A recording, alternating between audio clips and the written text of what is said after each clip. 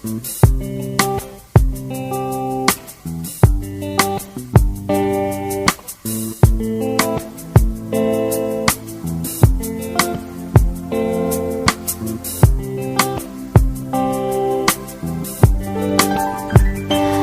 aux situations qui te désarment.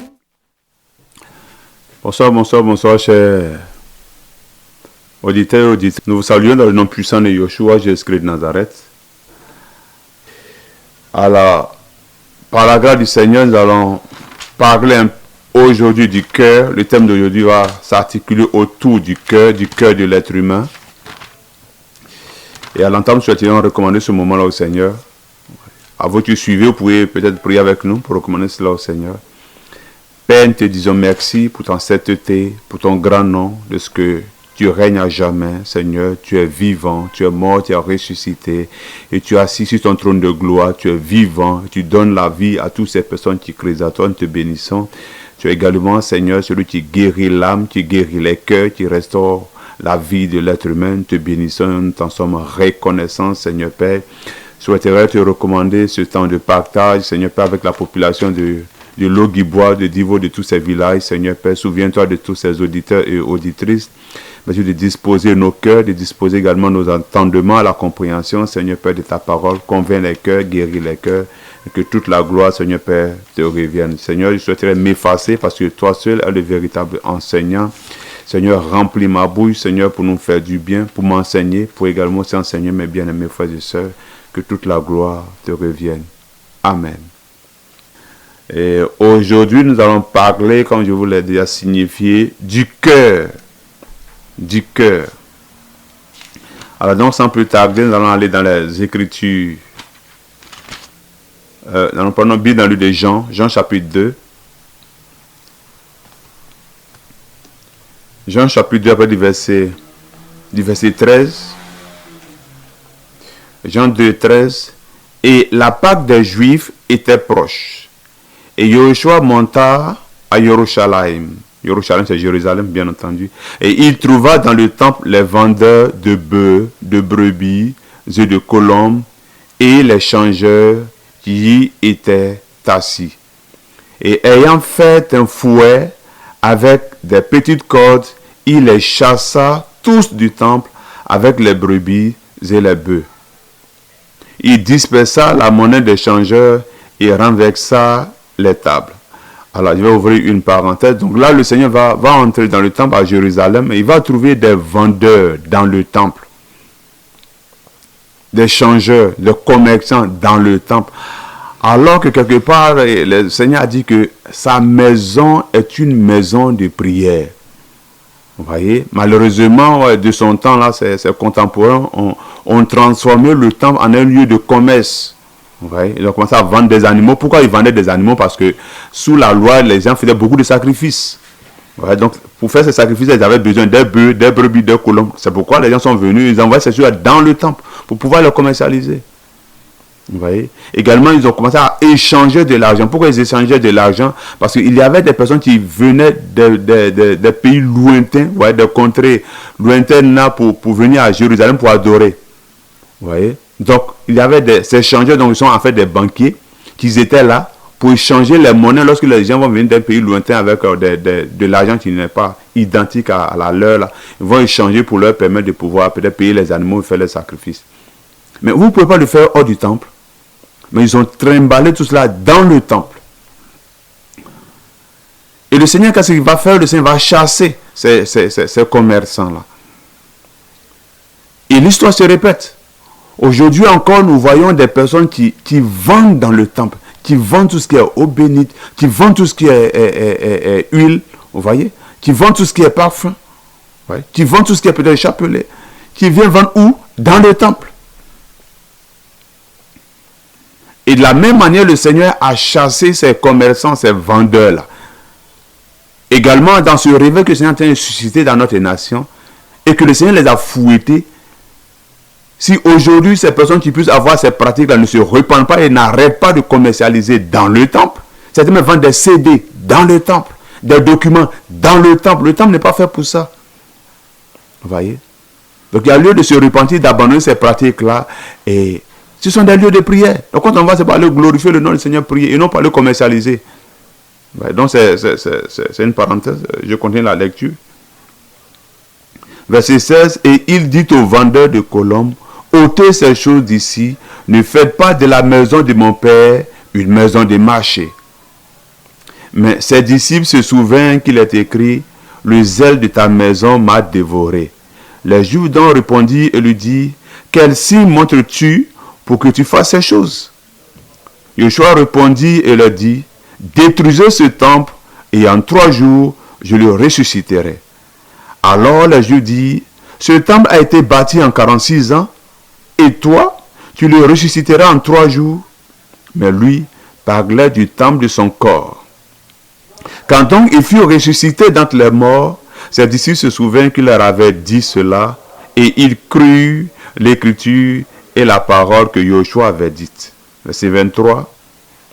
Et comme il était à Jérusalem, à la Pâque, pendant la fête, beaucoup crurent en son nom, voyant les signes qu'il faisait. Mais Yoshua lui dit, ne croyez pas en eux. Mais Yoshua, lui, ne croyait pas en eux parce qu'il les connaissait tous. Et parce qu'il n'avait pas besoin qu'on lui rende témoignage au sujet de l'être humain, car il savait lui-même ce qui était dans l'être humain. Vous voyez? Donc, le Seigneur va se rendre naturellement à Jérusalem lors de la Pâque, là, et il va faire des miracles.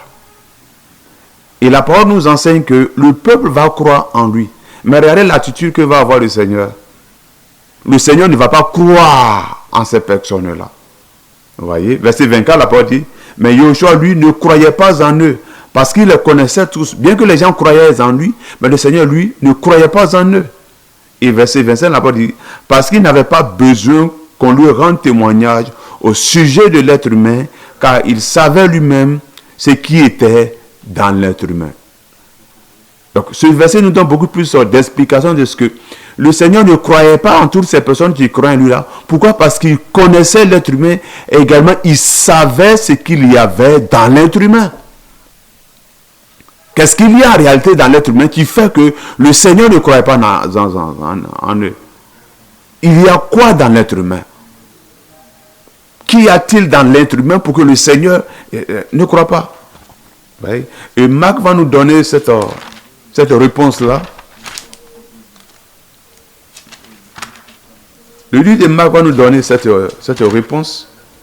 Marc chapitre 7. Après verset 20. Mais il leur disait, ce qui sort de l'être humain, c'est ce qui rend l'être humain impur. Car c'est du dedans, du cœur de l'être humain, car c'est du dedans, du cœur de l'être humain que sortent les mauvaises pensées, car c'est du dedans.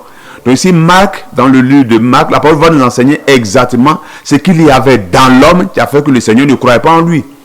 Il dit c'est du dedans, donc dans l'homme. Et il y a quoi dans l'homme? Le Seigneur dit c'est du cœur. Le cœur. Donc en fait, le Seigneur n'avait pas cru en toutes ces personnes qui avaient, au contraire, cru en lui. Pourquoi? Parce qu'il savait ce que ces personnes avaient dans leur cœur. Pourquoi? Parce que le Seigneur sait ce qu'il y a dans le cœur de l'être humain. Mais qu'est-ce qu'il y a dans le cœur de l'être humain? Dans le livre de Marc, chapitre toujours 7, après le verset 21, la parole dit ceci. Car c'est du dedans, c'est du cœur des humains que sortent les mauvaises pensées, les adultères, les rapports sexuels illicites, les meurtres, les vols, la cupidité, la méchanceté, la tromperie, la luxure sans bride, l'œil méchant, le blasphème, l'orgueil, la folie. Toutes ces choses mauvaises sortent du dedans et rendent l'être humain impur. Wow. Donc ici, la parole nous enseigne ce qu'il y a en réalité dans nous les humains. Dans le cœur de l'être humain. La parole nous enseigne que ce qui est dans le cœur de l'être humain là, c'est la méchanceté, oui. C'est le vol, c'est l'amour de l'argent, ce sont les meurtres, dont les tueries, les mauvaises pensées. Vous voyez, les blasphèmes, l'orgueil, la folie. En résumé, tout ce qui est mauvais se retrouve où ça? Dans le cœur de l'être humain. Nous comprenons pourquoi aujourd'hui notre société va de mal à mal. Parce que les cœurs sont malades. Les cœurs sont pollués. Les cœurs sont remplis de toutes sortes de mauvaises choses. Le cœur de l'être humain. Et le Seigneur connaissait le cœur de l'être humain. C'est pourquoi il n'avait pas mis ça. Il ne s'est même pas arrêté sur eux, s'attarder sur eux. Parce qu'il savait en réalité ce qu'il y avait dans leur cœur, bien qu'eux ils croyaient en lui. Pourquoi aujourd'hui il y a toutes ces méchancetés-là? C'est à cause du cœur de l'être humain. Pourquoi aujourd'hui il y a la guerre de nation en nation? C'est à cause du cœur de l'être humain. Pourquoi aujourd'hui il y a l'avarice? C'est à cause du cœur de l'être humain. Vous voyez? Pourquoi aujourd'hui les enfants ne respectent pas leurs parents? C'est à cause du cœur de l'être humain. Pourquoi des hommes puissent abandonner leurs femmes ou bien abandonner leurs enfants pour s'enfuir pour aller ailleurs? C'est à cause du cœur de l'être humain. Vous voyez? Pourquoi des personnes puissent tromper leur mari? C'est à cause du cœur de l'être humain. Vous voyez? Des hommes également qui trompent les femmes. C'est à cause du cœur, de leur cœur. Vous voyez, chers frères et sœurs, pourquoi des femmes puissent commettre les avortements? C'est à cause du cœur. Vous voyez, chers bien-aimés. Pourquoi aujourd'hui des personnes elles vont soi-disant à l'église, elles pratiquent encore la sorcellerie? C'est à cause du cœur, de leur cœur, du cœur. Donc nous comprenons que le problème de l'humanité et des humains, c'est le cœur. Alléluia. Le cœur de l'être humain. Le cœur de l'être humain est méchant par-dessus tout. Vous voyez? Le cœur de l'être humain est rempli de toutes sortes de méchancetés, de mauvaises pratiques. Vous voyez? Le cœur est souillé. Le cœur de l'être humain. Alors que nous savons qu'à l'origine, le Seigneur n'a pas créé le cœur comme ça. Mais comment ça se fait que le cœur est passé d'un cœur bon à un cœur méchant? Parce que le Seigneur fait toutes choses à l'excellence. Pourquoi est-ce que le cœur peut devenir mauvais? Vous voyez? Le Seigneur quand même n'a pas créé le cœur étant mauvais, étant méchant, étant rempli de toutes ces choses ignobles. Marc chapitre 7, après du verset 37, la parole dit ceci. Marc 7, 37. Et ils étaient extrêmement choqués, disant, il fait tout à merveille. Il fait tout à merveille. Donc, nous comprenons que le Créateur fait toutes choses à merveille. Vous voyez? Le Dieu vivant fait toutes choses à merveille. Donc, ça veut dire que quand il créa le cœur de l'être humain, il a créé à merveille. Étant bon, donc, n'étant pas rempli par toutes sortes de méchanceté. Le livre de Deutéronome nous dit ceci, par rapport à tout ce que le Seigneur fait. Deutéronome chapitre 32. Le Seigneur va dire ceci.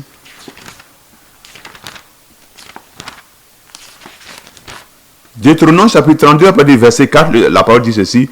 L'œuvre du rocher est parfaite. Waouh! L'œuvre du rocher, l'œuvre, c'est ce que le Seigneur fait. Et il dit que ce que le Seigneur fait est parfait. L'œuvre du rocher est parfait, car toutes ses voies sont justes. C'est le El fidèle et sans injustice, il est juste et droit. Donc Deutéronome chapitre 32 verset 4 nous apprend que l'œuvre, donc ce que le Seigneur fait là, c'est parfait. L'œuvre du rocher est parfait.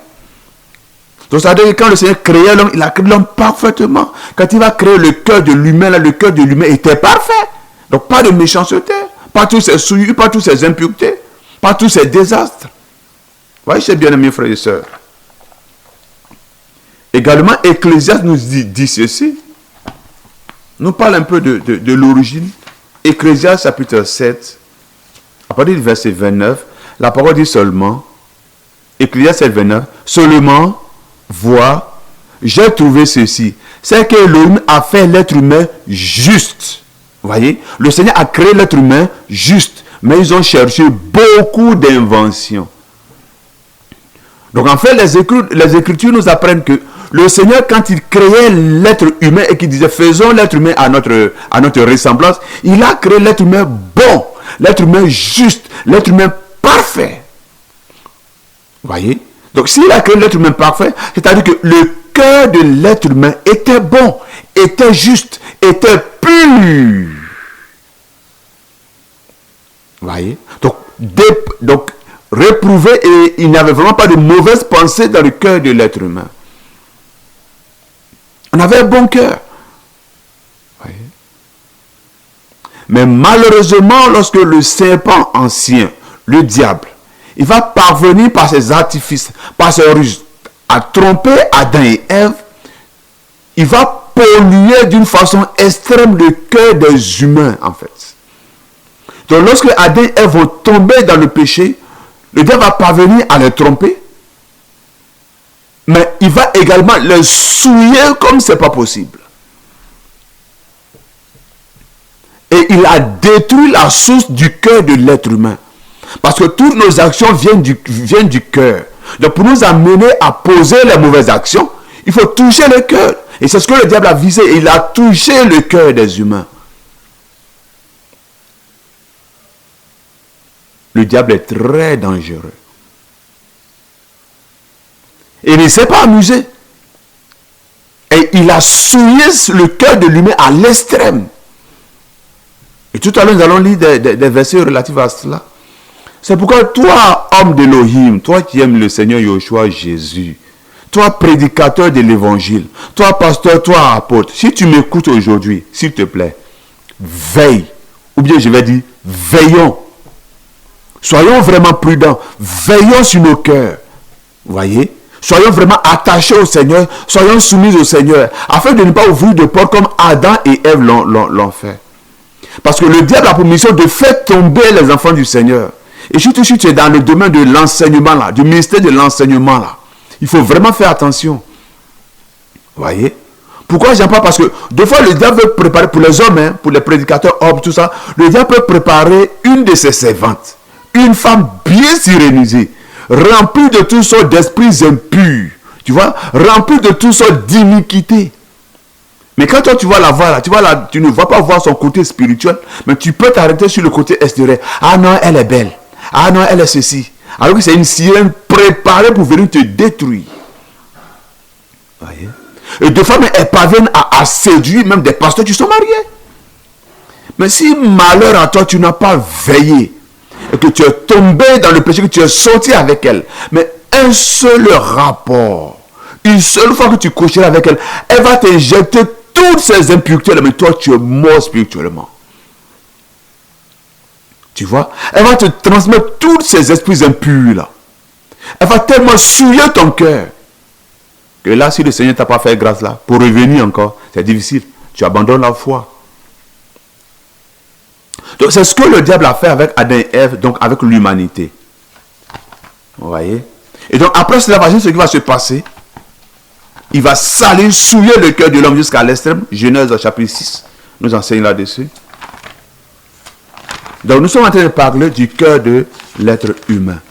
Pour que nous comprenions l'importance que nous avons de veiller sur notre cœur. Ouais, mais déjà nous commençons à voir comment est l'état de notre cœur. Comment est-ce que le Seigneur a créé notre cœur. Comment ça se fait que notre cœur a été souillé à l'extrême. Et qu'est-ce qui se passe à la conversion. Parce qu'à la conversion, il y a quelque chose d'extraordinaire que le Seigneur fait avec notre cœur. Vous voyez? Donc, restez jusqu'à la fin de l'émission et vous comprendrez et vous pourrez veiller, nous tous, et nous pourrons veiller sur notre cœur par les grâces et les vertus que le Seigneur nous donne.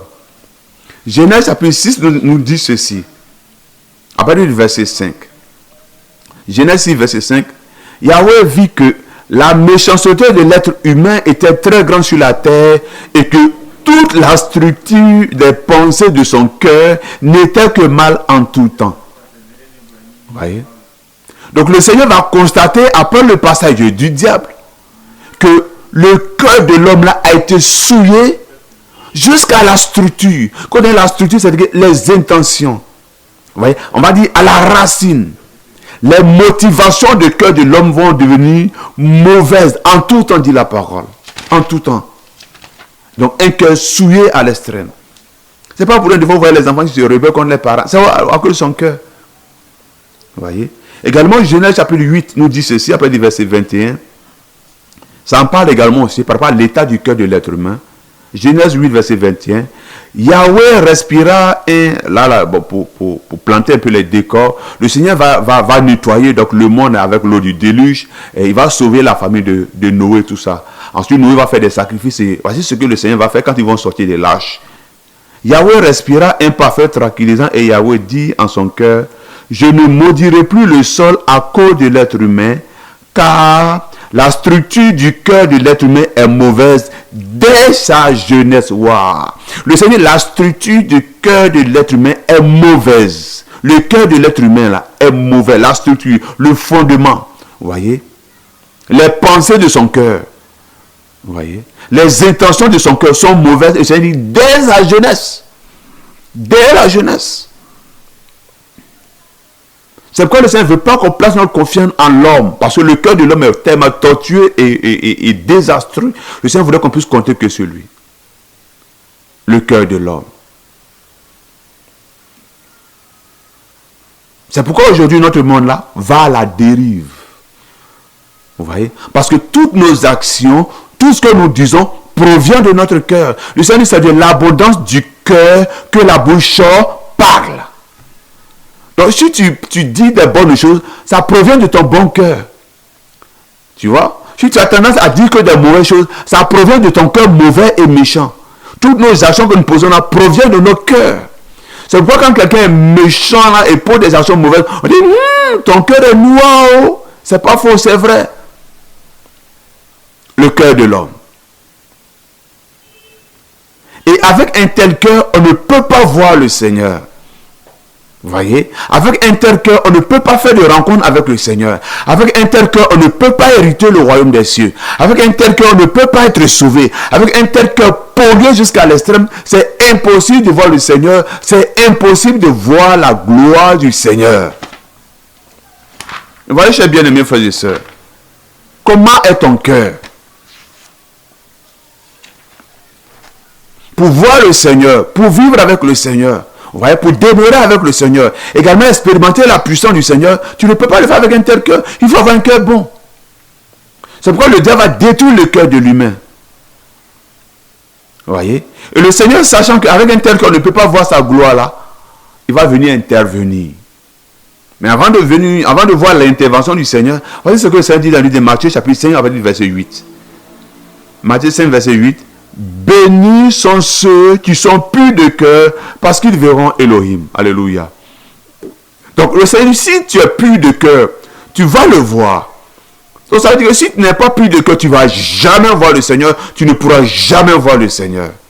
Tu vois? Tu ne vas jamais expérimenter la main du Seigneur. Donc pour voir le Seigneur, pour voir la gloire du Seigneur, expérimenter le doigt du Seigneur, il faut avoir un cœur pur. Et voici que l'humain est malade. Et le Seigneur nous aimant et voulant que nous soyons sauvés, nous soyons restaurés, il va accomplir une œuvre puissante, une œuvre extraordinaire. Alléluia. Ouvrez bien vos oreilles, mes bien-aimés frères et sœurs, pour comprendre ce que le Seigneur fait pour l'humain, pour nous sauver, pour changer ce cœur-là, en fait. Donc, bien que le Seigneur va livrer sa vie à la croix de Golgotha, pour te sauver, pour me sauver, et qu'il va inviter tout un chacun à venir à lui.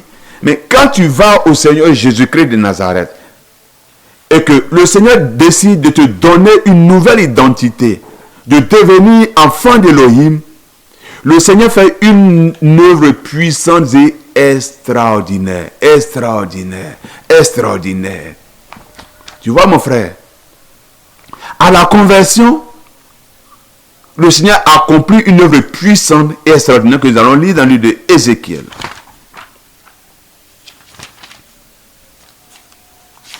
Ézéchiel chapitre 11. Nous allons lire ce passage extraordinaire d'Ézéchiel. Ce que le Seigneur a fait d'extraordinaire dans nos vies, pour que nous puissions le voir, pour que nous puissions être sauvés. Ézéchiel chapitre 11.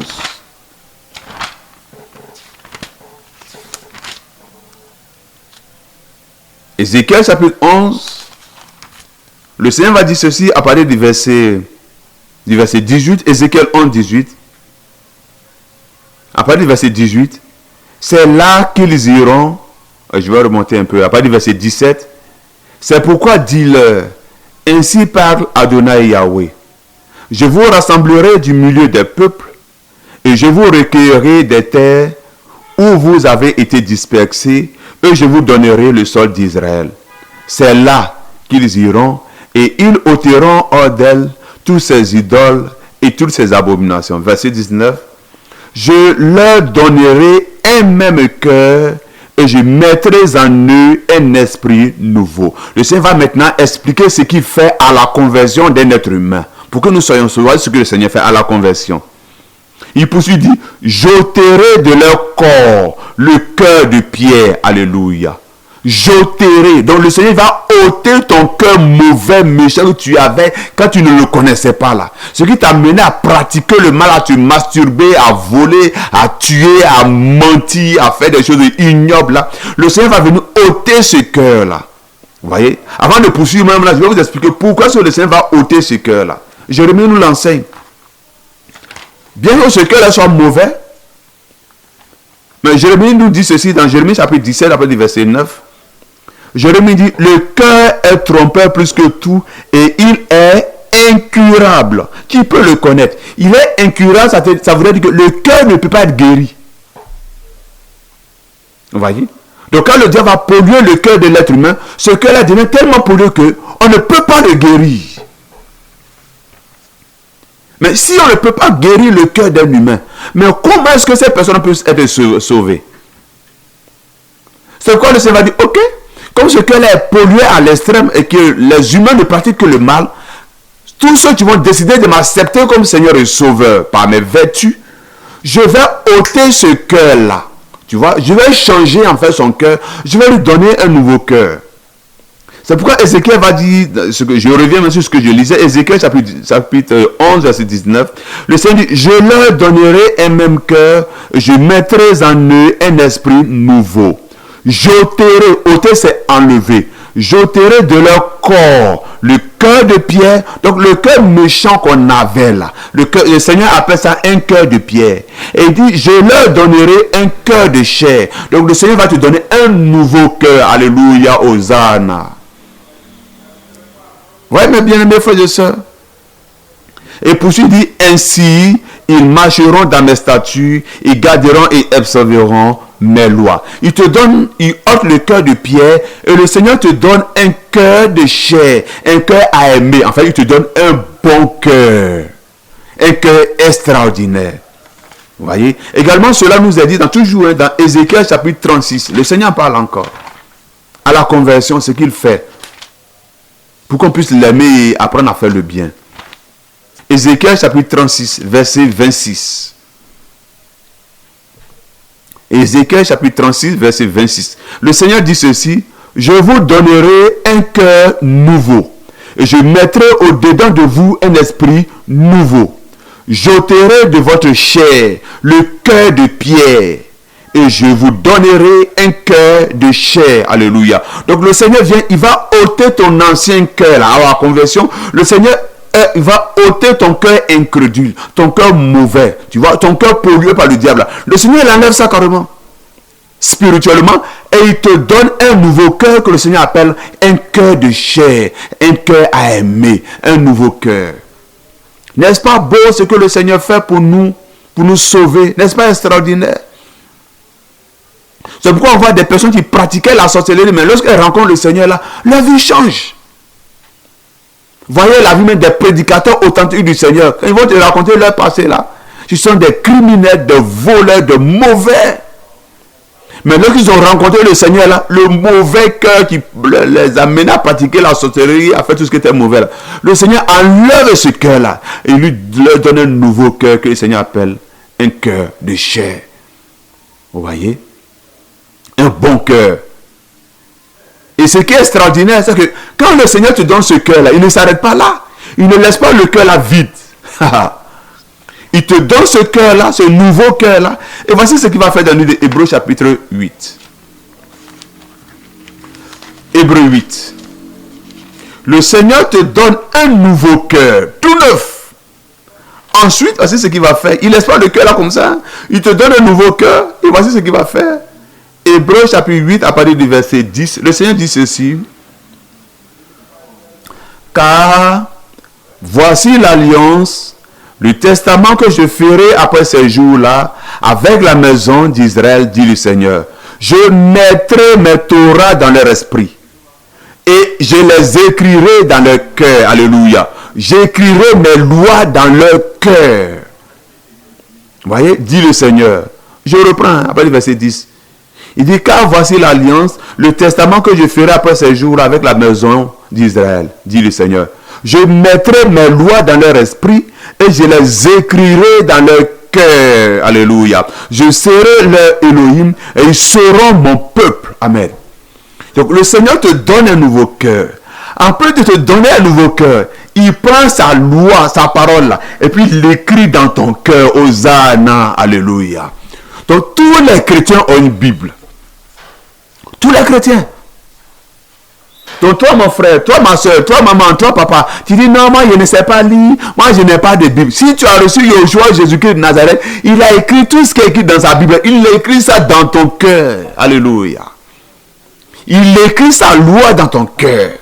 Il écrit ses paroles dans ton cœur. De telle façon que tu sais discerner ce qui est bon de ce qui est profane. La loi du Seigneur dans ton cœur. Voyez?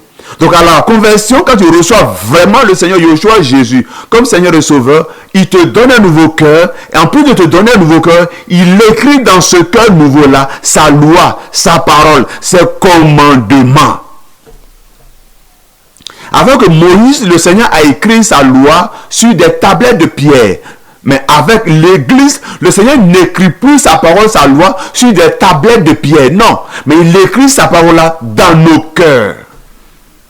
Vous voyez? Et en plus de l'écrire dans nos cœurs, il ne s'arrête pas là. Il met également là, sa parole là dans notre esprit. Donc chaque être humain, chaque chrétien a une Bible. Même si tu n'as pas une Bible en papier, il faut que dans ton cœur là, la parole du Seigneur y est. Tu sais que tu ne dois pas voler. Tu sais que tu ne dois pas tuer. Tu sais que quand tu mens, c'est mauvais. Tu le sais. Parce que le Seigneur a inscrit sa loi dans ton cœur. Voici, bien aimés frères et sœurs. Donc voici un peu l'œuvre que le Seigneur il fait pour nous. Tellement il nous aime. Donc le Seigneur d'abord nous crée avec un cœur bon. Je récapitule rapidement avant de poursuivre. Le Seigneur nous crée, nous les humains, étant dans la justice, étant parfaits, avec un cœur bon et parfait. Malheureusement, quand le diable va parvenir à tromper Adam et Ève, il va souiller le cœur de tous les humains jusqu'à la racine. De telle façon que le cœur de l'être humain devient mauvais. C'est pourquoi il y a des mauvaises actions, la sorcellerie, la méchanceté, les adultères, toutes ces actions méchantes qui se posent là. Vous voyez? Et Jérémie va nous dire dans Jérémie chapitre 17 verset 9 que ce cœur-là qui a été détruit par le diable est incurable. C'est-à-dire que ce cœur-là ne peut pas être guéri. Et Matthieu 5, 8 nous dit que pour voir le Seigneur, il faut avoir un cœur pur. Donc nous les humains, nous étions incapables de voir le Seigneur, donc de demeurer dans sa présence, de le louer, de l'adorer comme il convient. Donc le Seigneur nous aimant, il vient donner sa vie à la croix. Avec quiconque croit en lui et l'accepte comme Seigneur et Sauveur, à la conversion, le Seigneur vient, il ôte ton cœur ancien là, ton cœur de pierre là. Et le Seigneur te donne un nouveau cœur. Alléluia. Un nouveau cœur. Il te donne un bon cœur. Et ça, il le fait spirituellement. Ensuite, le Seigneur ne s'arrête pas là. Dans ce nouveau cœur qu'il t'a donné là, le Seigneur écrit là-dedans sa parole. Il écrit sa loi là-dedans. Tu vois mon frère, ma soeur? Il écrit sa parole là-dedans. Pour que dorénavant, tu puisses faire ce qui est bon. Il le dit même dans Ézéchiel 36, ce qu'on a lu tout à l'heure là. Il met sa parole dans son cœur là. Ensuite, dorénavant, voici comment tu vas vivre. Ézéchiel chapitre 36, verset 26 qu'on a lu tout à l'heure. Ézéchiel 36, 26, quand le Seigneur a dit, je vous donnerai un cœur nouveau, je mettrai au-dedans de vous un esprit nouveau, j'ôterai de votre chair le cœur du pierre, je vous donnerai un cœur de chair. Le Seigneur dit, je mettrai mon esprit au-dedans de vous, je vous ferai marcher, vous voyez, je vous ferai marcher dans mes ordonnances, garder et pratiquer ma loi. Donc le Seigneur inscrit dorénavant sa parole dans ce nouveau cœur qu'il t'a donné à toi, mon frère, ma soeur, qui est vraiment converti, pas de ceux qui sont vraiment convertis. Il te donne un nouveau cœur, il écrit sa loi dedans pour que dorénavant tu puisses marcher selon sa parole. Vous voyez, il le dit également dans Ézéchiel 11 qu'on a lu là, Ézéchiel 11, 19. Oui, il dit, je leur donnerai un même cœur, je mettrai en eux un esprit nouveau, j'ôterai de leur corps le cœur de pierre, je leur donnerai un cœur de chair. Verset 20.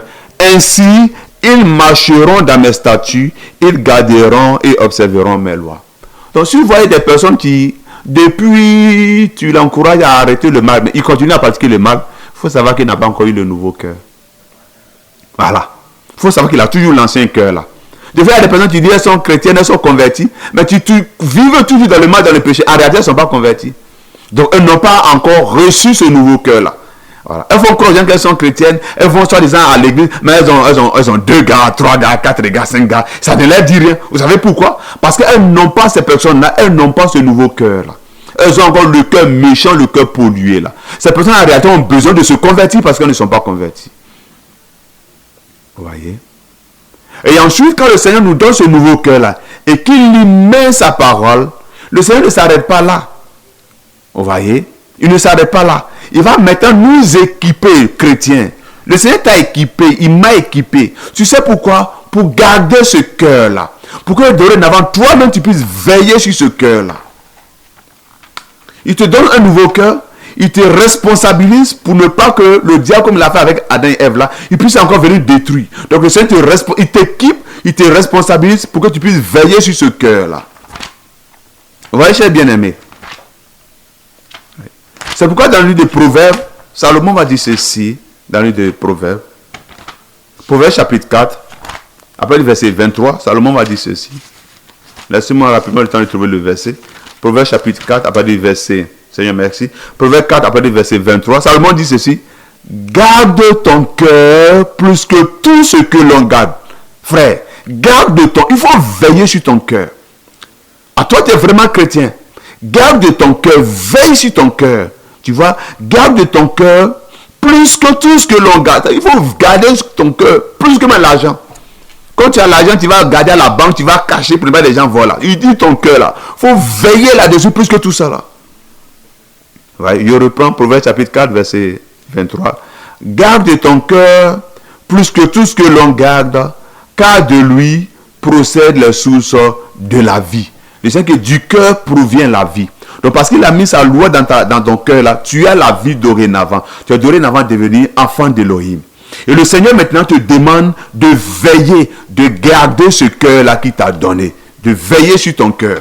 Vous voyez, c'est pourquoi Paul également il va dire ceci à Timothée, dans le livre de 1 Timothée chapitre 4, verset 16. 1 Timothée chapitre 4, verset 16. Paul va dire ceci à Timothée. Veille sur toi-même et sur ta doctrine. Veille sur toi-même. Donc veiller sur toi-même, c'est veiller sur ton cœur. Vous voyez, bien aimé. Donc, en tant que chrétien, nous devons veiller sur ce nouveau cœur, ce beau cœur-là, rempli de la parole du Seigneur, là, que le Seigneur nous a donné. Chaque individu doit veiller sur ce cœur-là. Vous voyez? Et pour veiller sur ce cœur-là, le Seigneur nous a équipés pour cela.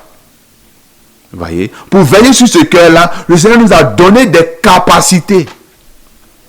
Vous voyez, la première capacité que le Seigneur nous a donnée pour veiller sur ce cœur-là, le Seigneur nous donne le pouvoir de marcher sur les serpents et sur les scorpions. Vous voyez, il te donne le pouvoir de dominer dorénavant sur le diable et sur son armée. Vous voyez, le Seigneur dit ceci dans Luc chapitre 10, à partir du verset 19, si je ne me trompe pas. Luc chapitre 10, à partir du verset 19, le Seigneur dit ceci. Voici, je vous donne. Il te donne. Il te donne un nouveau cœur. Tu deviens chrétien avec un nouveau cœur dans lequel il met sa parole. Et il dit, voici, je vous donne l'autorité de fouler aux pieds serpents, scorpions et toute la force de l'ennemi et rien ne vous fera du mal en aucune façon. Donc le Seigneur te donne le pouvoir dorénavant de dominer sur le diable, de dominer sur ses assauts. Il dit rien de l'ennemi ne te fera de mal. Donc le Seigneur te donne le pouvoir dorénavant de veiller sur ton cœur. Vous voyez? Veiller sur ton cœur. Ensuite, il ne s'arrête pas là. À la nouvelle naissance, en plus de changer son cœur, le Seigneur met en toi son Saint-Esprit. Vous voyez? Il te donne son bon esprit, son Saint-Esprit qui va venir réveiller ton esprit humain. C'est ainsi que dorénavant, tu vas pratiquer que le bien. Maintenant, le Saint-Esprit qui est en toi va porter ce qu'on appelle les fruits de l'Esprit. Le Saint-Esprit va t'amener, toi, dorénavant, à porter les fruits de l'Esprit. Et les fruits de l'esprit là sont, Galates 5, 22 le dit, hein, un verset que plusieurs connaissent. Galates chapitre 5, verset 22. Mais le fruit de l'esprit, c'est l'amour. Donc, dorénavant, dans ton cœur, il va avoir quoi? L'amour, la joie, la paix, la patience, la bonté, vous voyez, la bénignité, la foi, la douceur, le contrôle de soi, la sanctification. Il y a beaucoup de fruits de l'esprit. Vous voyez? Mais le fruit de l'esprit que je souhaiterais partager ici, là, c'est cité dans Galates 5, 22, là, c'est le contrôle de soi, ou bien la maîtrise de soi. Vous voyez? Le Seigneur te donne un nouveau cœur, il t'équipe et il te demande de veiller sur ce cœur-là, également avec le contrôle de soi, la maîtrise de soi. Tu dois être capable, dorénavant, de toi-même là, contrôler ton corps, contrôler tes yeux. Vous voyez, le contrôle de soi nous permet de veiller sur nos organes de sens. À l'école, on étudie beaucoup ce qu'on appelle les organes de sens. C'est-à-dire les yeux, la bouche, les oreilles, vous voyez, le nez, la main, le toucher. Donc il y a 5 organes de sens. Et le Seigneur, quand il te donne ce nouveau cœur-là, par le moyen de son esprit, il te donne ce qu'on appelle le contrôle de soi. Tu dois être capable de te contrôler. Vous voyez? Donc avec le contrôle de soi-là, tu dois veiller sur tes organes de sens. Dorénavant, tu dois veiller sur ce que tu écoutes. Parce que ce que nous écoutons, ça peut salir le cœur. C'est pourquoi le Seigneur dit que la foi vient de ce qu'on entend, mais l'on entend par le moyen de la parole d'Élohim. L'on entend par le moyen. Donc le moyen qui nous est donné là, c'est la parole d'Élohim. Donc en fait, nous devons disposer nos oreilles à écouter tout ce qui vient du Seigneur. Vous voyez? Donc si tu disposes ton oreille à écouter autre chose, ça va salir ce cœur-là. Vous voyez? Des fois, des chrétiens qui écoutent encore tout ce qui est Rihanna, tout ce qui est Rocascas, vous voyez, tout ce qui est chansons mondaines. Non, tu es en train de salir spirituellement ton cœur là encore. Tu vas reprendre encore à pratiquer le mal. À veiller, vous voyez, sur les organes de sens. Donc déjà, veiller sur les oreilles. Ce que tu écoutes, ce que tu entends, c'est qui est-ce que tu écoutes. Les gens sont en train de parler mal des gens. Tu t'en mets ton oreille pour écouter. Tu es en train de suer ton cœur. Tu vois? Tu prends tes oreilles, allez t'asseoir devant la télé pour regarder les télénovelas, ces propos-là. Tu vas écouter les choses, tu vas salir ton oreille, donc souiller ton âme, souiller ton cœur. Alors que le Seigneur, il faut veiller sur ce cœur-là. Donc tu ne contrôles pas tes oreilles. Tu lèves tes oreilles à tout le monde. Tu écoutes tout, tu entends tout. Non, ce n'est pas normal. Donc le Seigneur nous donne le contrôle de soi pour veiller sur nos oreilles. En plus de veiller sur nos oreilles, également surtout veiller. Parce qu'en fait, notre cœur-là, il a des portes d'entrée. Quand tu écoutes quelque chose, ça touche directement ton cœur. Tu vois, quand tu regardes quelque chose directement, ça touche ton cœur. Je prends l'exemple de nous les hommes, par exemple. Tu vois une fille qui est très belle. Automatiquement, tes yeux ont vu, mais ton cœur commence directement à la convoiter. C'est-à-dire que tes yeux sont une porte d'entrée de ton cœur. Donc, tu dois veiller sur tes yeux. Donc, tu ne dois pas regarder n'importe quoi. Tu risques de salir ce cœur-là. Donc, tu ne dois plus regarder tout ce qui est peut-être pornographique. Non, non. Tu vois? Tu ne dois plus regarder n'importe quel film. Non. Vous voyez? Tu ne dois pas regarder des choses impures. Donc, en plus des oreilles, il y a également les yeux. Également, tu dois veiller sur ta bouche. La bouche a également une porte d'entrée du cœur. Tu dois faire attention à ce que tu dis. Tu vois, tu dois examiner avant de parler. Tu dois réfléchir avant de parler. Chez nous, on dit on tourne la langue 7 fois. Donc, tu dois dorénavant te contrôler et réfléchir, tourner la langue 7 fois avant de parler. Vous voyez, chers bien-aimés, frères et sœurs. Même ce que tu fais, tu peux comme action. Donc, en résumé, le Seigneur te donne un nouveau cœur, mais te donne le pouvoir de veiller sur ce cœur-là, de garder ce cœur-là. Parce que c'est en ayant ce cœur-là, ce nouveau cœur-là, pur, que tu seras sauvé. Donc, chers bien-aimés, chers parents, voici un peu le message que sont venus vous partager avec vous. Et la vérité qu'aujourd'hui le Seigneur a mis à notre cœur de parler, c'est de parler de notre cœur. Le cœur de l'être humain. Vous voyez? Donc si je voudrais récapituler pour ceux qui viennent de nous prendre en marche, le cœur de l'homme, le Seigneur a créé l'homme avec un bon cœur. Un cœur saint, un cœur pur. Malheureusement, lorsque le diable a trompé Adam et Ève dans le jardin d'Éden, il a souillé, il a pollué le cœur là jusqu'à la source. J'étais là que dans le cœur de l'homme là, dès la jeunesse, il n'y a rien de bon dans le cœur. C'est ce qui explique aujourd'hui qu'il y a tellement de méchanceté dans notre société. Vous voyez? C'est pourquoi aujourd'hui, il y a tout ce qui est viol, tout ce qui est méchanceté, tout ce qui est impudicité, tout ce qui est mensonge. Vous voyez? Tout ce qui est meurtre. Vous voyez? Tout ce qui est nation contre nation, tout ce qui est cupidité, tout ce qui est souillure, tout ce qui est impureté. Vous voyez? Tout cela provient du cœur de l'homme qui a été détruit. Vous voyez? Et le Seigneur dit que c'est de l'abondance du cœur que la bouche parle. Donc si vous voyez des personnes qui parlent le mal, ne cherchez pas loin. C'est le cœur. Vous voyez? Et avec un tel cœur, on ne peut pas rencontrer le Seigneur.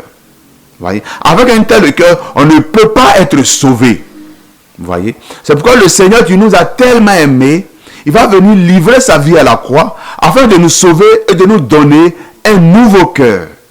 Donc à la nouvelle naissance, comme dans le passage nous avons lu dans le livre d'Ézéchiel, chapitre 36, verset 26, quand tu viens au Seigneur, quand tu te tournes vraiment vers le Seigneur, il te donne un nouveau cœur, c'est-à-dire à la conversion, le Seigneur te donne un esprit nouveau, mais également il te donne un nouveau cœur.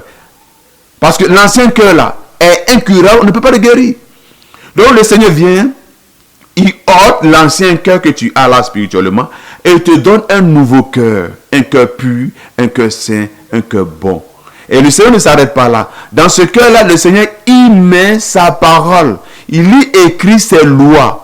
Tu vois, pour que dorénavant tu puisses marcher selon sa parole. Le Seigneur remplit ton cœur là, de sa parole. Parce que c'est selon ce qui est dans ton cœur que tu vas agir, tu vas parler. Donc le Seigneur va te donner un nouveau cœur, mais il va dorénavant le remplir de sa parole qui est bonne, pour que dorénavant tu puisses poser les actions bonnes. Alléluia. Ensuite, le Seigneur ne s'arrête pas là. En plus de te donner ce bon cœur là, le Seigneur va maintenant te donner, il va te responsabiliser. Il va te dire, toi là, je te donne un nouveau cœur. Il faut veiller sur ce cœur là. Il faut garder ce cœur-là plus que tout ce que l'on garde. Proverbe chapitre 4, verset 23. Gardez ce cœur-là.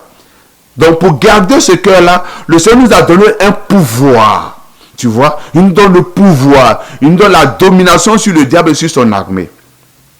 Également, par le moyen de son esprit, le Seigneur nous fait porter ce qu'on appelle le fruit de l'esprit.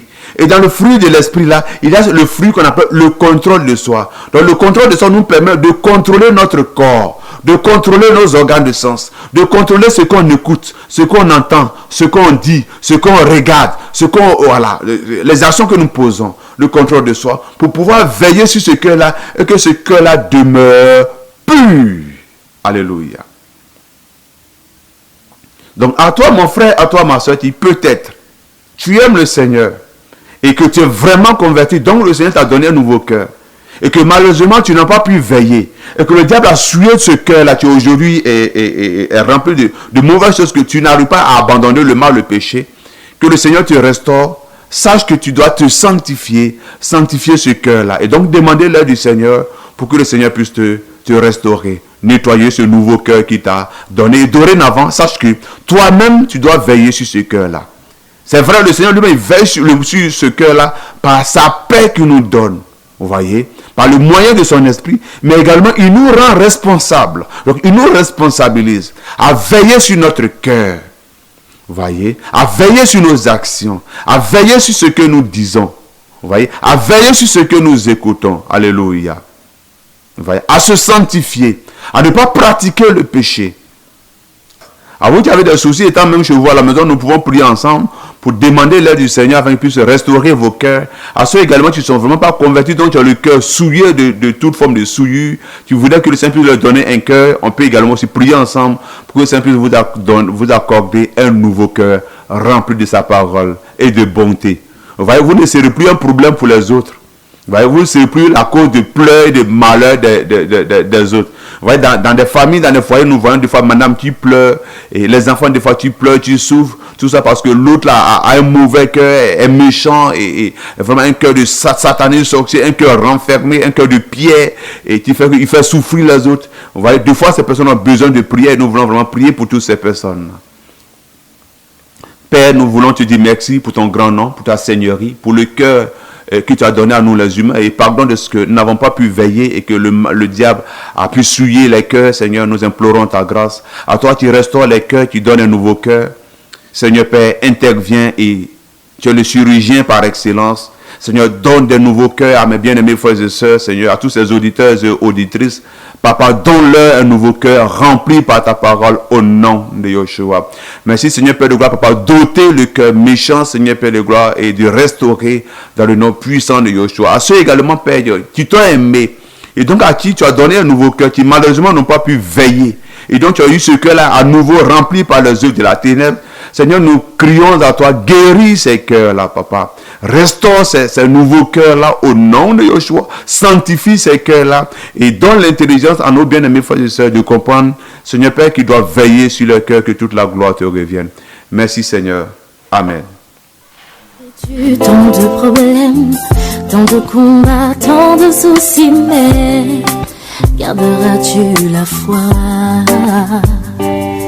Aussi petit, si impuissant, face à la souffrance de tes proches, tu aimerais changer ton monde, entendre des cris de joie et non de détresse, bannir le doute, la maladie et toutes ces choses qui vous ont détruite. Garderas-tu la foi quand le Fils de l'homme reviendra? Trouvera-t-il la foi quand le Fils de l'homme reviendra? Trouvera-t-il en nous la foi? Si Dieu a dit, s'il a promis, il changera ta vie. Espère encore.